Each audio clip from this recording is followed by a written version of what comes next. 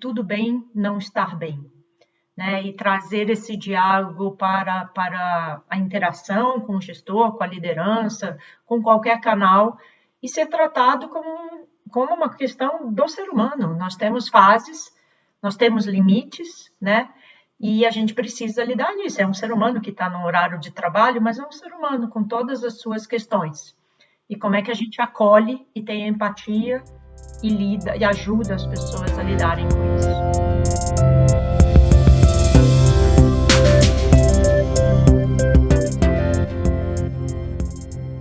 Ninguém discorda que não tem nada mais valioso que ter saúde. Mas foi só nos últimos anos que começamos a entender que bem-estar e saúde mental estão inclusos nisso, especialmente no trabalho. A área em que mais era normalizado seu ambiente de estresse, pressão e competitividade tem sido desafiada a se reconstruir, priorizando o bem-estar de seus funcionários. Mas como garantir isso no dia a dia do seu escritório? É o que a gente vai discutir hoje aqui no Sala de Liderança, uma série do Microsoft Brasil Podcast. Meu nome é Carla Furtado e se você quiser assistir essa conversa em vídeo, é só buscar pelo nosso podcast no canal da Microsoft Brasil no YouTube. E para conversar comigo sobre bem-estar e saúde no ambiente corporativo, ninguém melhor que a diretora de recursos humanos da Microsoft Brasil. Hoje eu tenho o prazer de receber a Cristiane Carvalho. Bem-vinda, Cristiane, tudo bom? Tudo ótimo, Carla. E você? Obrigada Tudo pelo ótimo convite. Também.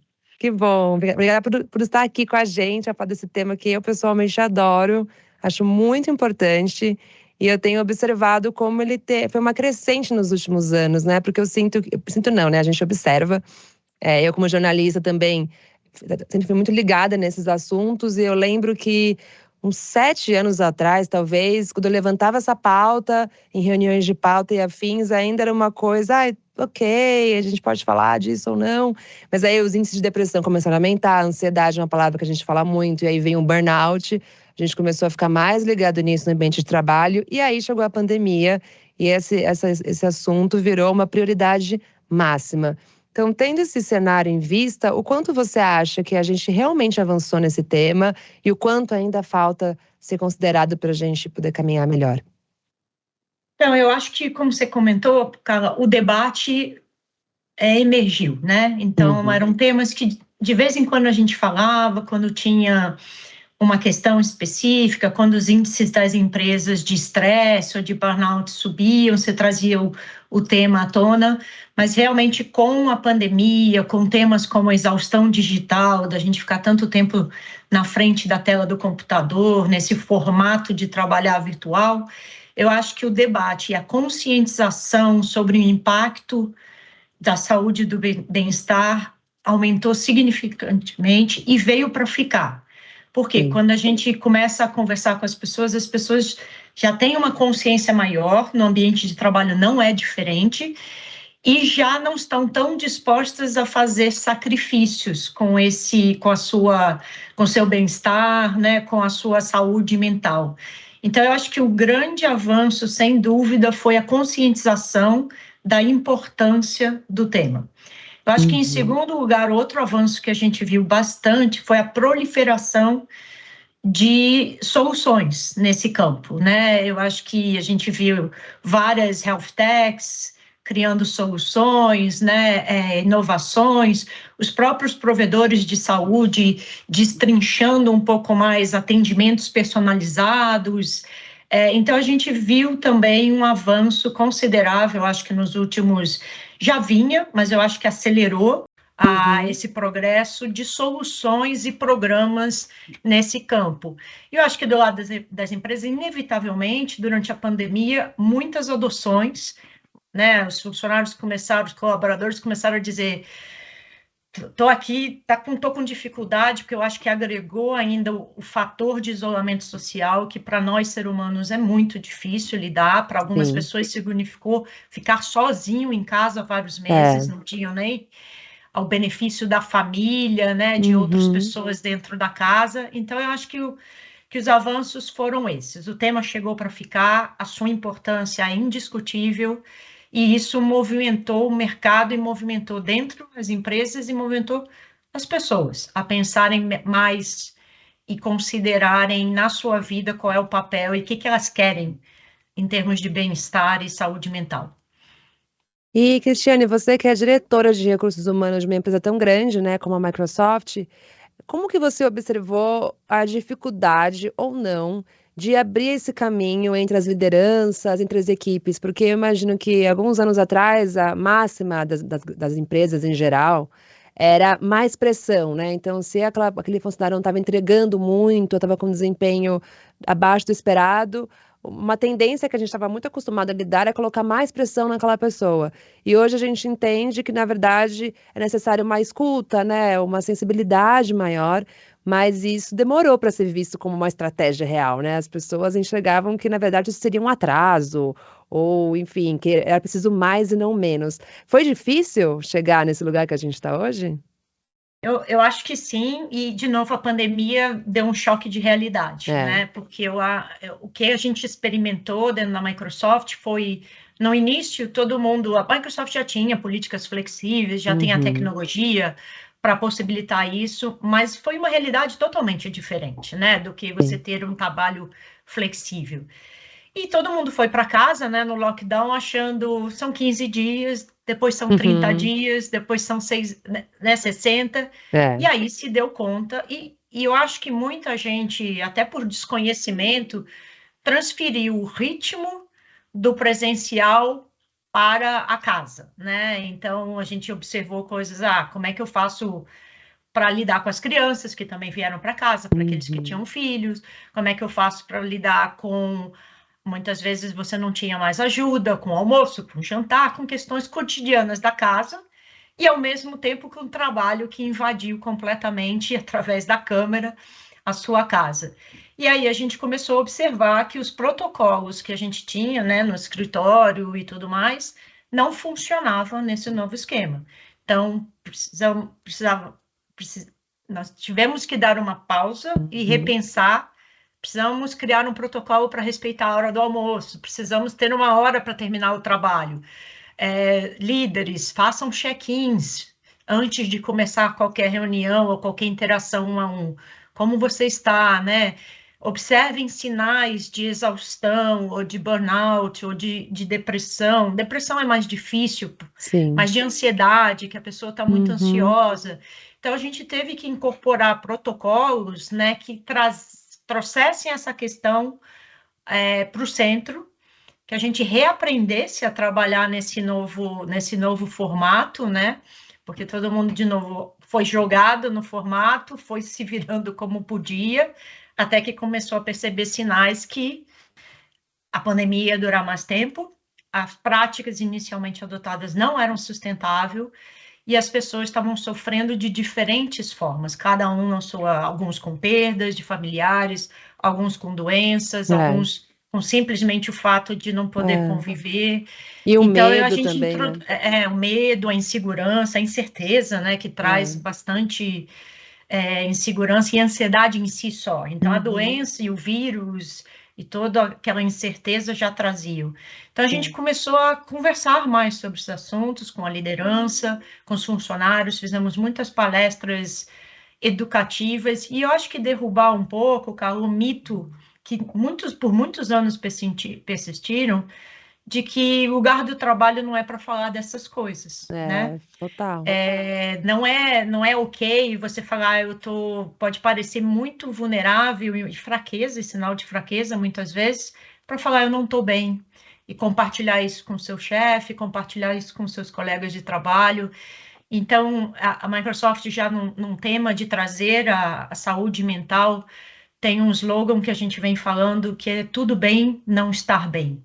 Né, e trazer esse diálogo para a interação com o gestor, com a liderança, com qualquer canal, e ser tratado como uma questão do ser humano. Nós temos fases, nós temos limites, né? E a gente precisa lidar disso. É um ser humano que está no horário de trabalho, mas é um ser humano com todas as suas questões. E como é que a gente acolhe e tem empatia e lida e ajuda as pessoas a lidarem com isso.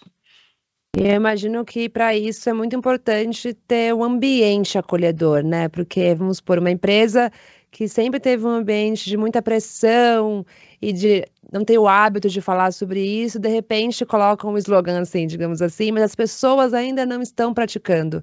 Então, eu entendo que é muito um hábito que tem que ser cultivado na empresa, né? De abrir espaço para que se possa falar sobre isso. Porque é difícil, né? Grande parte das pessoas não tem esse hábito. Às vezes conversam no café, reclamam no café que está muito difícil, tem muita coisa com o colega, mas aí o líder traz mais alguma tarefa, por exemplo, a pessoa fala que sim, consegue fazer e se sobrecarrega e fica mais estressado, depois vai ter algum problema de saúde mais para frente, até porque não se sentiu confortável para comunicar. Uhum. O aspecto que eu acho que ainda falta, né? Você me perguntou do quanto a gente avançou. Sim. Eu acho que tem um aspecto que ainda está em construção, alguns aspectos, e eu acho que você tocou num, que é como é que a gente traz esse tema para o centro da cultura e do ambiente da Isso. empresa, né? Que passe a fazer parte do dia a dia, que seja mais natural esse tipo de diálogo, de conversa, né, ao redor do tema.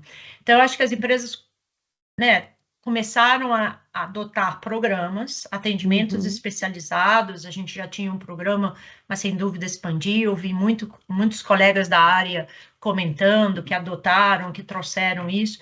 Mas eu acho que ajuda muito, não tenho dúvida, né? Eu, como psicólogo, acredito no poder de ter uma ajuda especializada para lidar com Claro. alguns temas.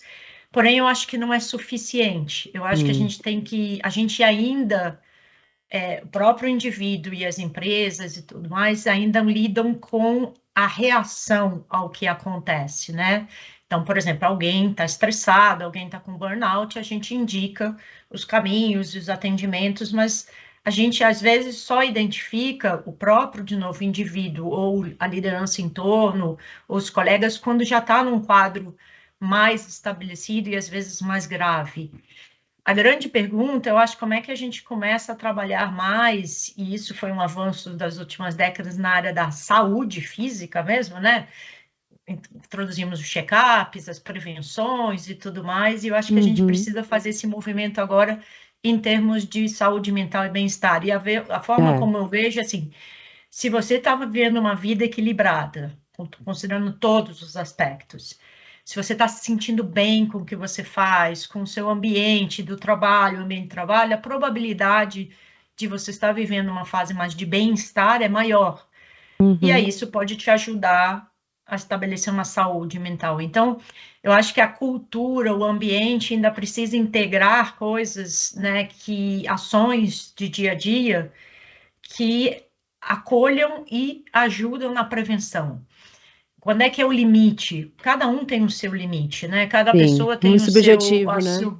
é muito subjetivo. E aí eu acho que a gente vai conversar um pouquinho, fica difícil mensurar uma medida para tudo, né? Pois é. Mas eu acho que a gente tem que empoderar cada indivíduo para saber qual é o seu limite, para saber o que que ajuda, o que que funciona, a equilibrar essas diferentes demandas que existem no trabalho, que existem na vida, de uma forma mais sustentável, né? Então, eu acho que essa é a grande questão. Por exemplo, a gente adotou, eu acho que começa tudo com a empatia, com olhar o outro, com o diálogo, né? Mas Com a gente certeza. adotou, por exemplo, com essa coisa do trabalho mais remoto, você não tem mais o cafezinho, como você mencionou, muitas vezes você não consegue olhar no olho, sentir que tem alguma coisa que não está muito bem.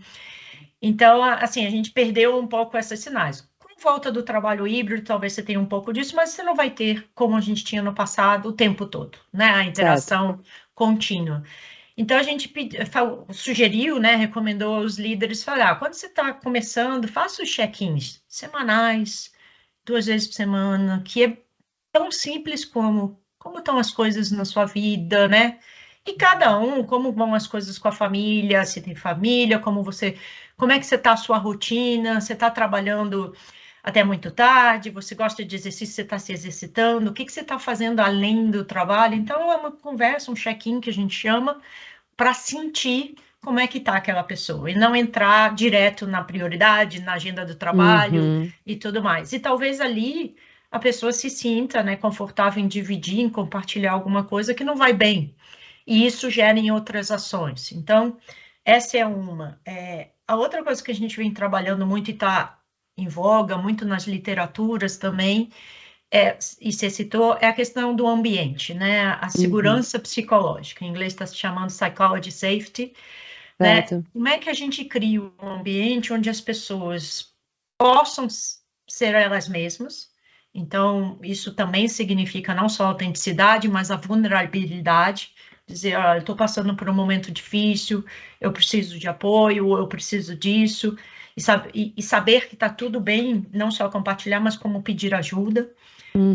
Muitas vezes a gente não consegue lidar com algumas coisas sozinho. E também como é que então ajuda a criar esse diálogo. E eu acho que o outro fator da liderança importante é ajudar a priorizar e equilibrar. Esse mundo que a gente vive está acelerado, são várias demandas, eu acho que não são só no ambiente de trabalho, mas como Sim. a gente passa a maior parte do nosso dia, né, no trabalho, ou trabalhando e É. tal, a maior parte mas tem demanda de todos os lados. Então, como é que você, né, cria uma rotina que incorpore o bem-estar? E isso eu acho que é uma coisa que cada um tem que definir. Perfeito. Inclusive, eu convido quem está nos escutando a ouvir o episódio sobre cultura, porque a gente conversou muito sobre quais são as fases de transformação, de identificação para você construir a cultura que você deseja e com certeza passa por isso, passa pelo bem-estar da equipe. Eu achei muito bom as dicas que você disse, Cristiane, porque a gente tem um dado de uma pesquisa do diagnóstico do bem-estar feita no ano passado com 588 empresas de toda a América Latina, dessas 186 brasileiras, e na pesquisa mostrou que o maior desafio para implementar programas de bem-estar na América Latina são os financeiros. Os empresários acham que eles têm fundos insuficientes para isso. Mas eu achei que foi muito bom que você disse que o primeiro passo tem a ver com conversar com seus colaboradores, né, e entender quais são os limites e tudo mais, porque como isso é muito subjetivo, cada um vai ter que encontrar o seu método e para isso não precisa fazer talvez uma campanha, contratar uma empresa especializada nisso. Parte da conversa, eu acredito que isso toda empresa pode fazer e tem que ser encarada como uma prioridade, assim como a reunião de custos mesmo, né? Ou a reunião de planejamento. Tem que ser incluso também no cotidiano das empresas esse check-in que você chamou, né? E, Carla, às vezes a gente vai para um caminho que a gente tem que e se defraga, né, com as restrições orçamentárias, mas, por exemplo, a gente já tinha um fornecedor de saúde, né? Já estava lá com Verdade. contrato e tudo mais. Então, o que que a gente fez? A gente voltou, sentou na mesa e falou assim: o que que vocês têm de novidade? O que que vocês podem implementar na área que foque um pouco mais em saúde mental? Né? Então, a gente já tinha políticas de licenças e tudo mais. Então, você pode refinar essa licença que você já tem ou criar uma outra com a visão e com a perspectiva de que ajuda no bem-estar.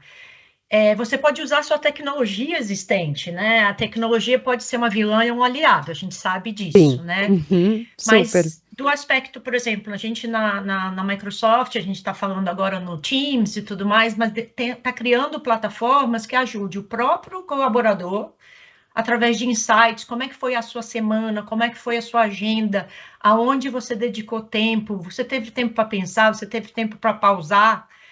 Pausar pode significar, vou fazer um pouco de meditação, de mindfulness para Uhum. reequilibrar, vou fazer um exercício, porque isso é importante para o meu bem-estar, ou vou simplesmente falar com as pessoas na minha casa, conversar um pouco com meus filhos, ou vou comer saudavelmente, né? A gente viu também uma prática de comer em frente do computador, todas as nutricionistas que nos escutam sabem que isso é uma prática saudável, porque você não está ali É digerindo a péssimo. comida, então você pode comer mal, você pode comer demais. Então, eu acho que a gente precisa também alavancar, rever seus protocolos de agenda, né? Reuniões, quais são os acordos que a gente vai fazer, tão simples quanto não vamos mandar e-mails fora da hora, porque uma pessoa no time pode se achar Uhum. né, que tem que Pressionado. responder, pressionada a responder naquela hora, fora de hora.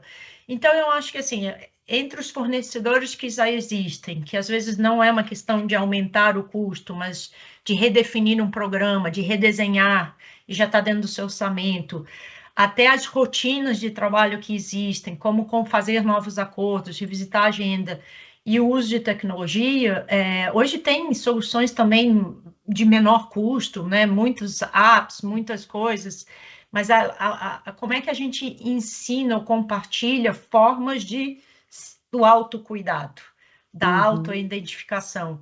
Então, para mim, não necessariamente você precisa começar adotando medidas que significam aumento de custo, aumento no Ótimo. orçamento. Às vezes, se você não tem uma solução ou outra, pode implicar. Mas se você tem claro, o que você quer como cultura, o que prática funciona na sua empresa e como incorporá-la no dia a dia, eu acho que vai. Eu estou dando alguns exemplos que a gente usa na Uhum. Microsoft, mas eu acho que tem uma gama de possibilidades aí que nem todas significa aumento de custo e uso de Sim. orçamento.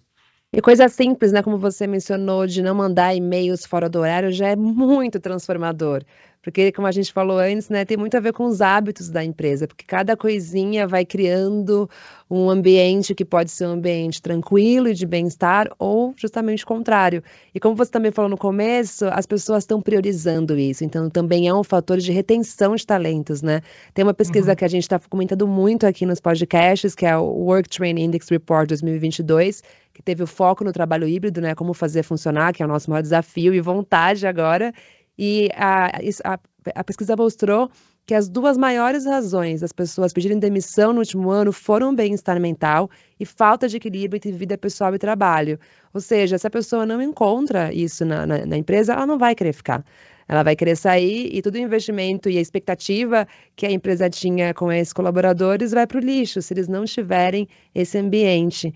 Mas a gente está falando muito do ambiente e algumas coisas que você falou, como, por exemplo, almoçar na frente do computador, que todo mundo já passou por isso, por mais que a gente saiba que é ruim, quando a gente vê a gente está uhum. fazendo isso, é uma coisa que tem a ver da gente com a gente mesmo, né? Que é muito difícil o líder conseguir saber se a pessoa está fazendo isso ou não.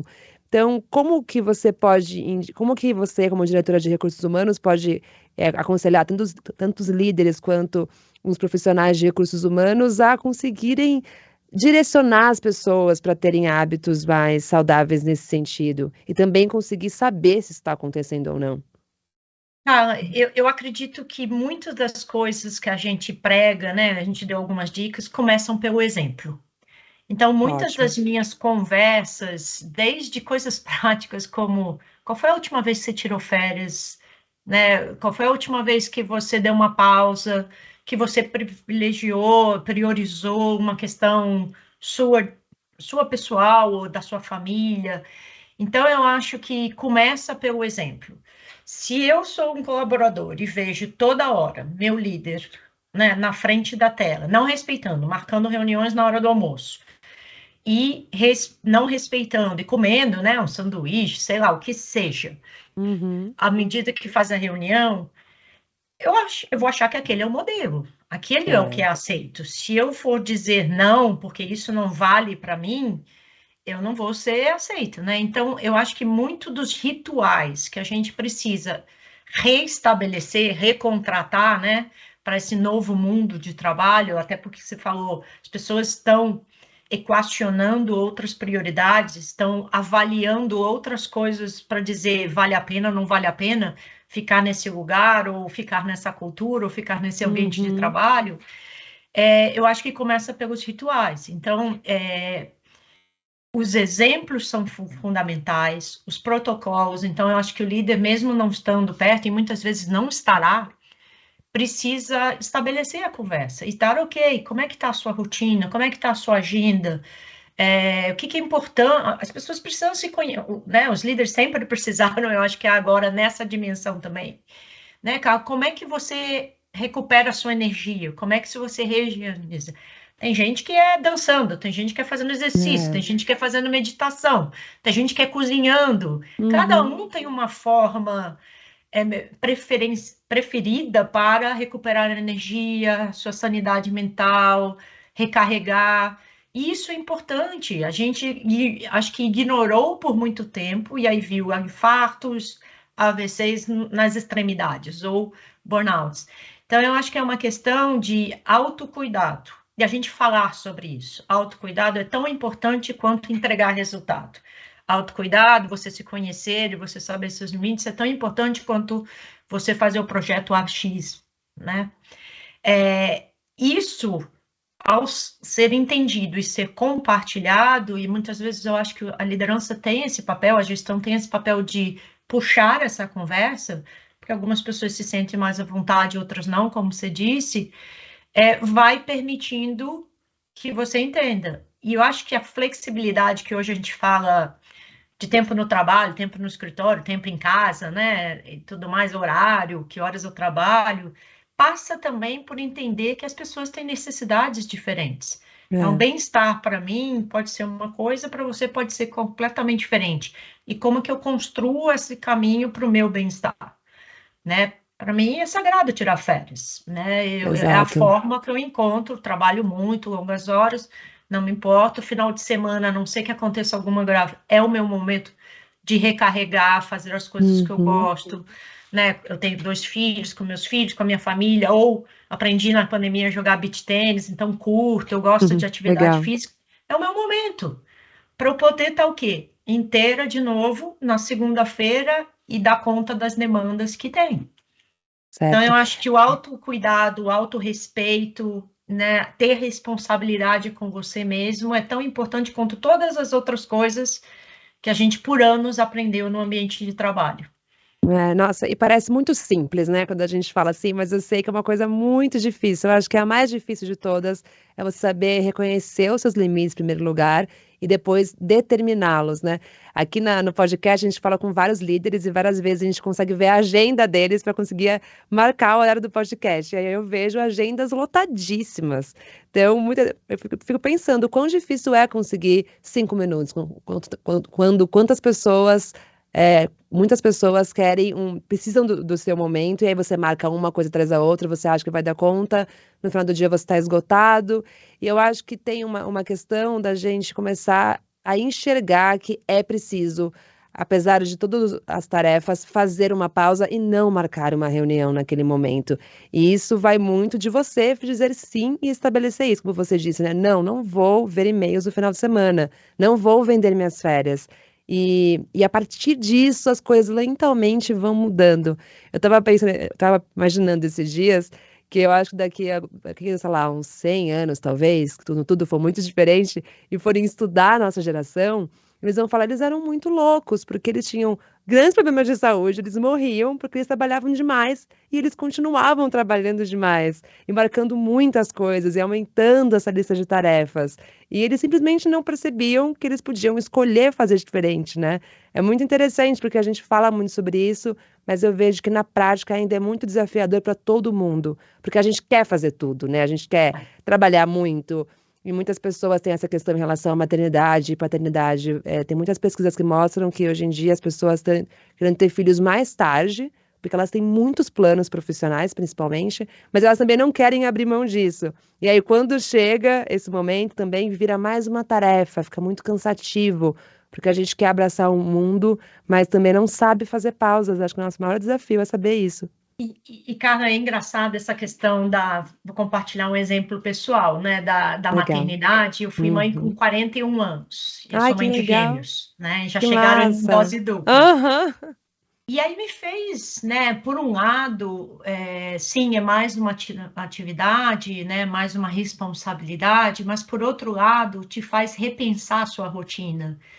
E acho que também te faz ter mais clareza do que é importante, do que você diz sim, do que você diz não, e talvez não tenha tanto impacto assim, né? Tirando viagens que eu recusei um pouquinho no primeiro ano deles, eu fazia meu trabalho naturalmente, tinha mais, inclusive, foco, porque eu falava, essa hora agora eu quero ir para casa, porque é a hora dos meus filhos, dos meus bebês, né? Por mais que eu tinha ajuda, eu não queria delegar minha maternidade para babá, para escola, para nada disso. Então, eu acho que também tem eu acho que você falou a palavra certa. Nós, seres humanos, precisamos também aprender a fazer escolhas, né? Eu acho que tudo na vida tem um trade-off, tem um impacto, e não é o outro que vai fazer, não é o líder, não é a empresa, não é a RH da empresa, né? Eu acho que a gente está trazendo o debate, como eu falei no início, do que é importante, tentando aprender, é uma jornada de aprendizado. Eu adoro que na Microsoft um dos nossos atributos de cultura é a mentalidade de crescimento, é experimentar, é não ter que ter todas as respostas, é aprender junto, porque eu acho que é isso, a gente está num mundo meio doido, né, Uhum. com todas essas questões sociais, políticas, isso nos afeta, e como é que a gente Claro. escolhe o que você engaja, então é o ambiente de trabalho. E travou para mim.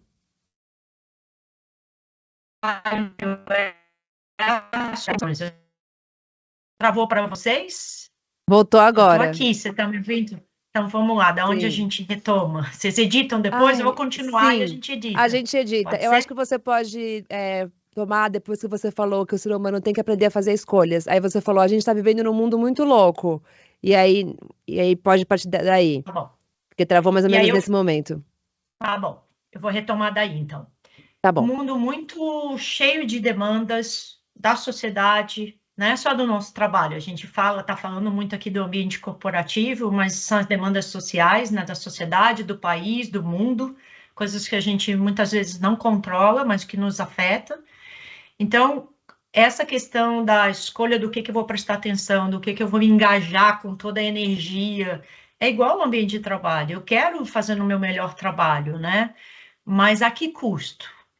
Então, as pessoas têm que ter escolhas de falar e saber articular isso, porque eu acho que quando você estabelece o diálogo na empresa, se você sempre diz sim, sim, sim, sim, sim, e nunca prioriza e nunca te dá o limite, quem é que vai saber que está pesado para você, Pois é.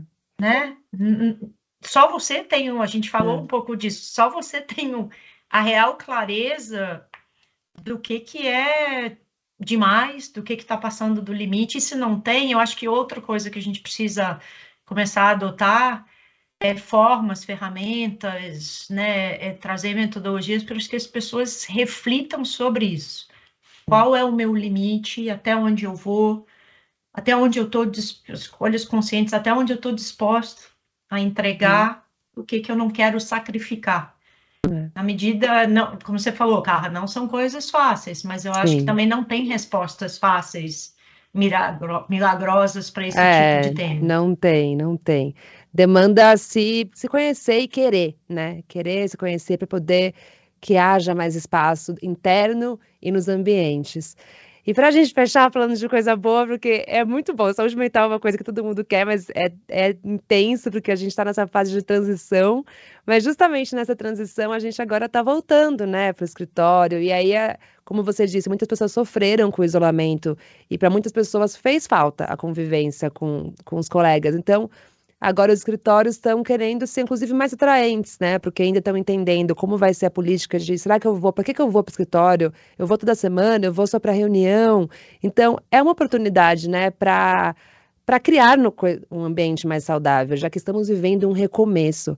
Então, eu queria saber se você tem alguma dica para isso, para que nessa fase como que a gente pode aproveitar para criar um ambiente que seja mais gostoso, mais agradável, e isso com certeza vai impactar na nossa saúde mental e nos resultados tão desejados. Não, cara, é legal porque essa semana a gente teve o retorno. O escritório estava aberto para aqueles que Uhum, precisavam, né, na Microsoft, mas a gente teve retorno. Então, a gente fez 3 dias de café da manhã, com welcome back, com balão e gostoso. tal, para essa acolhida, né?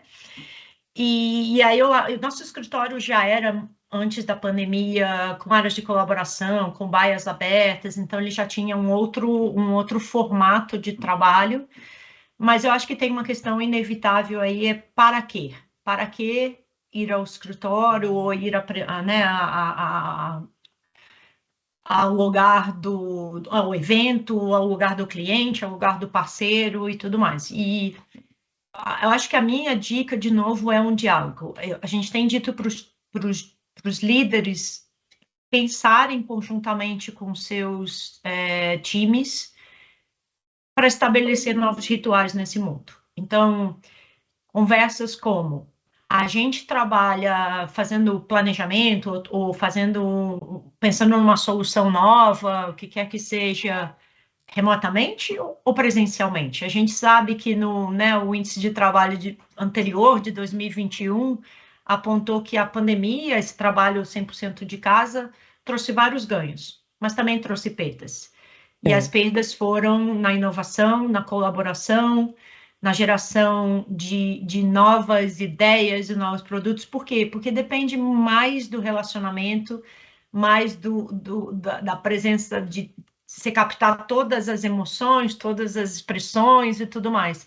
Então, eu acho que a gente está nesse momento super interessante de cada um, ou conjuntamente, definir aonde eu sou mais produtivo, para que tipo de trabalho, e aonde é mais benéfico o trabalho presencial, o trabalho das coisas que a gente sentiu falta, da relacionamento, da colaboração, daquele momento social descontraído, né, que constrói a confiança no final das contas, não é só que ajuda a construir a identidade de times. Então, eu acho que tem um momento super legal de reaprendizado, né? Nós não somos mais os mesmos de antes da pandemia. Nossa, não. Então, achar que volta tudo como era antes, para mim não existe, mas existe uma oportunidade aí de co-criar, de co-desenhar, de acordar como é melhor né, e encontrar esse meio do caminho, que pode ser super legal, isso, como você falou, saudável, amigável. Foi super gostoso no escritório ver as pessoas que não se viam há muito tempo e que não se conheciam presencialmente, Sim, porque entraram na empresa e nesse ambiente. E aí falaram, você é aquela pessoa do videozinho que eu vi ali. Então, foi gostoso restabelecer essa conexão humana, porque no final das contas a gente se adapta, né? A gente quer, é o paradoxo do híbrido, a gente quer ter a flexibilidade de trabalhar quando nos convém e quando é mais produtivo em casa, sem deslocamento, sem trânsito, mas a gente também quer ter a flexibilidade de estar num evento. Eu fui convidada para 2 eventos presenciais, faz 2 anos que não tem isso. Então, eu acho que se a gente souber fazer as escolhas certas, co-desenhar, na minha opinião, é o melhor dos mundos. Eu concordo. Muito obrigada pela conversa. Eu sinto que a palavra-chave para tudo que a gente falou é sabedoria, né? Entender que é importante esse tema, que se não cuidar disso, mais para frente vai ser um prejuízo, e saber escolher quando que vale a pena seguir por um caminho, quando que eu preciso expor alguma coisa, quando é importante dizer não. E para tudo isso demanda autocuidado, autoconhecimento e empatia, como você falou. Então, muito obrigada, foi ótimo. Obrigada pelo bate-papo, Carla. Adorei também. E Se bom, cuida. sim, e você também, nos cuidemos, né? Prioridade sempre. Esse foi mais um Sala de Liderança, que é a nossa série que a gente conversa com líderes da Microsoft. Deixa seu comentário nas redes sociais com a hashtag Microsoft Podcast. E te espero na próxima.